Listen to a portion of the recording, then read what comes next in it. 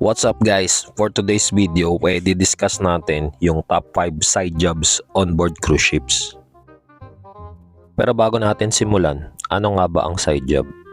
Ang side job ay isang gawain kung saan hindi ito parte ng iyong main job. Pero ito ay makapagbibigay sa iyo ng karagdagang kita.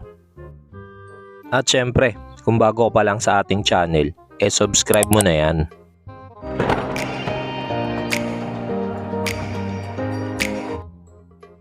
Top 5. Vacuum. Ito ay isang sikat na side job on board. Parte ito ng trabaho ng mga waiters. Pero dahil dulot ng pagod, kadalasan ay pinapa-side job na lang nila ito sa iba. Madalas ay dining area ang pinapagawa nila sa iyo. Pero pwede ring main dining room o kaya specialty restaurant. Depende kung saan sila naka-assign. Ang price range ng side job na ito ay mula $70 to $100. Depende yan sa usapan nyo ng kliyente mo. Top 4 ay ang online ordering. Kadalasan kasi ng mga crew members ay may duty tuwing turnaround day o port day. Kaya wala silang time makapag-shopping o makalabas ng barko para bumili ng kanilang mga kailangan. Dito na papasok yung online ordering. Kadalasan, umu-order ang mga crew members online gaya ng gadgets, cellphone, headset at iba pang electronics. Mas maraming umu-order kapag mayroong paparating na sale kagaya ng St. Patrick's Day sale at saka yung famous na Black Friday sale. Ang price range naman ng potential income mo dito ay nagre-range from $10 to $20 per transaction. Top 3. Side duties. Ito ay isa sa mga simpleng side job on board. Kagaya ng baso, cutleries, tapon bote. Example natin dyan ay yung sa mga assistant waiters. Dyan napapasok yung cutleries, kutsara, tinidor at saka mga plato. Wala kang ibang gagawin kundi ipagtabi sila ng kanilang mga gagamitin para sa susunod na shift. Para naman sa mga taga-bar, nandyan yung pagkokolekta ng iba't ibang uri ng mga baso. At kung minsan, pati na rin yung pagtatapon ng kanilang mga bote.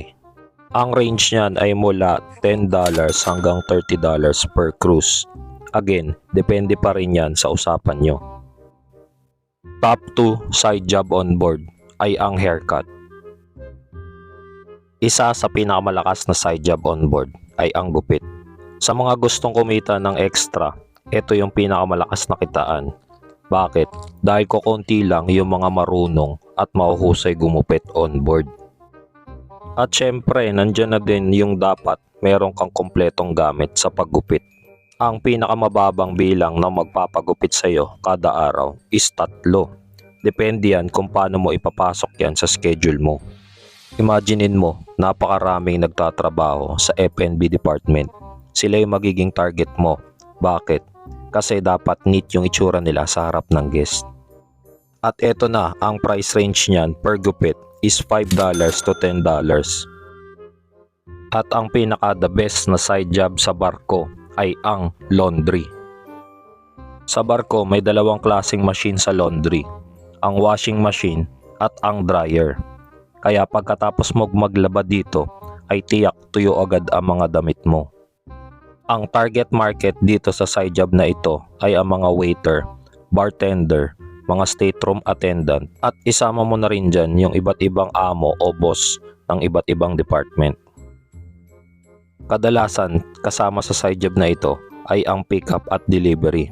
Ibig sabihin, siya na yung pipick up mula kabina mo at maghahatid ulit papunta sa kabina mo kapag tapos niya na itong laban.